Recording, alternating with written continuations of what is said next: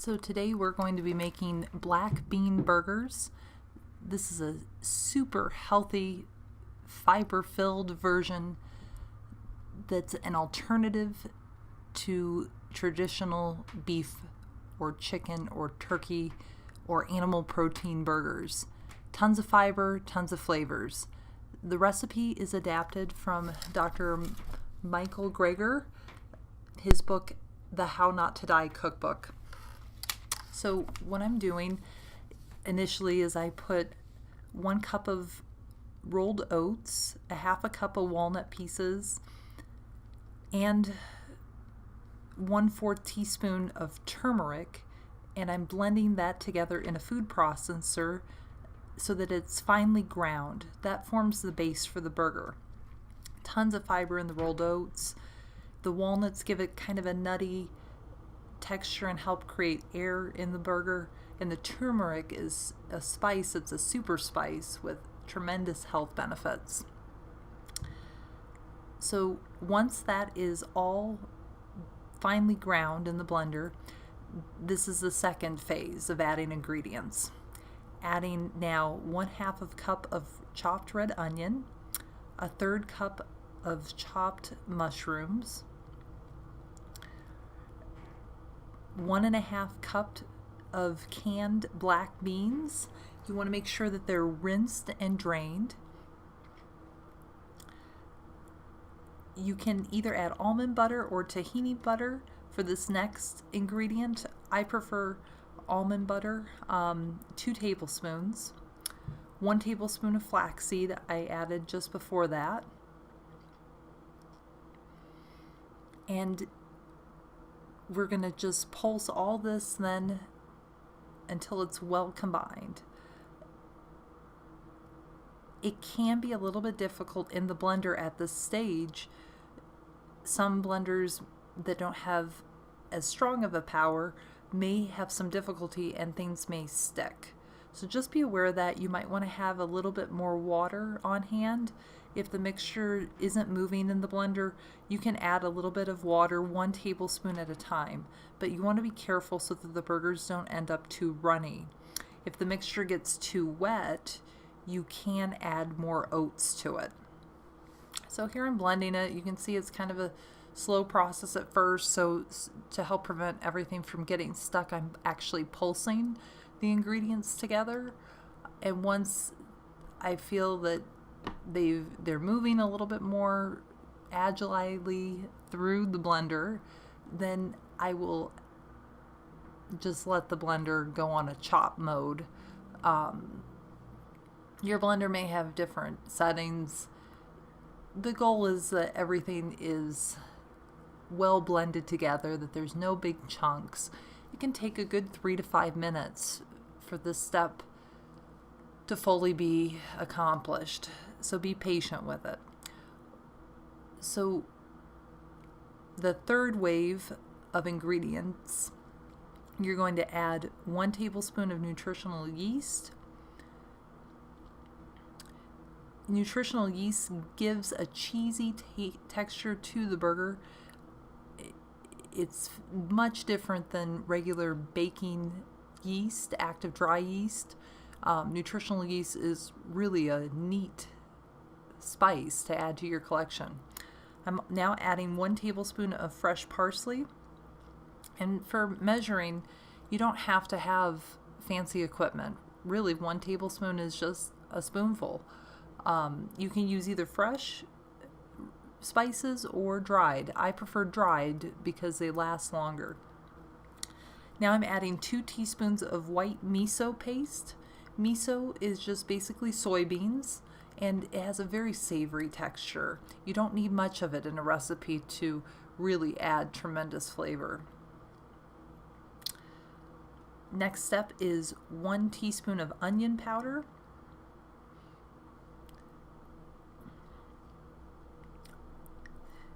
Then a 1/2 teaspoon of garlic powder. And onion powder and garlic powder give the burger a savory flavor without adding salt, which is super healthy and super beneficial to avoid added salt whenever possible. So those 2 ingredients are a must. After that, 1/2 teaspoon paprika, and then 1 teaspoon of the savory spice blend, which is a Dr. Greger special spice blend that he has in his book. It's optional, but it involves a combination of his favorite spices in place of salt.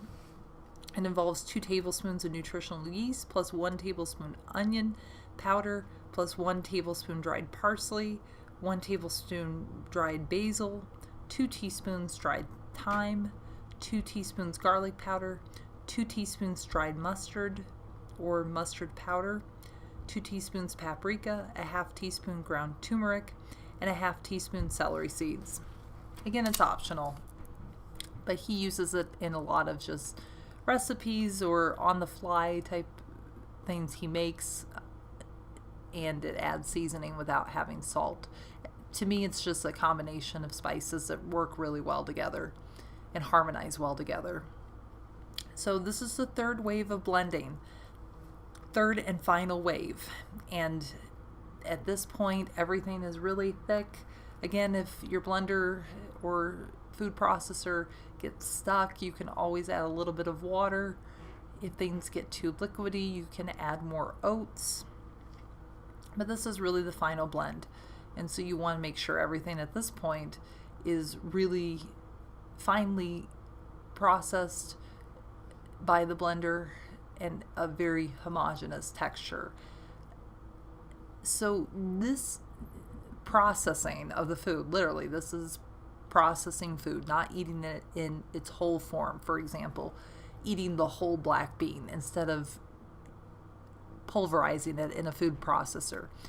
It does liberate and change some of the bonds between fiber molecules. And so again,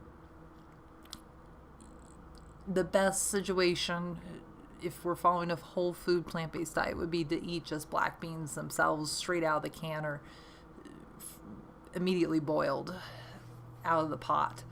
But as humans, we like dishes, and this is still extremely healthy. So don't feel bad about eating it.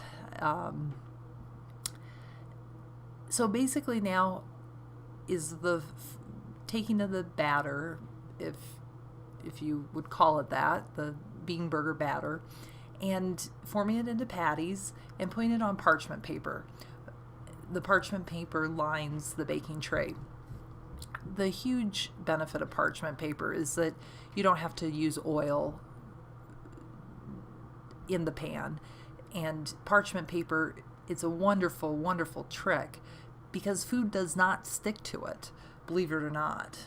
So it's a hugely beneficial thing to have in your kitchen, just a roll of it at any time. The uses for it are endless. You can use it to place vegetables on and roast those vegetables on parchment paper. You can also use a non-stick silicone mat. When you're forming the bean burgers, as I'm showing right here, it gets very sticky on the hands. So I used water to kind of wash off so that I had clean hands and could easily manipulate. So you want to bake it in the oven for 25 minutes and turn once through baking.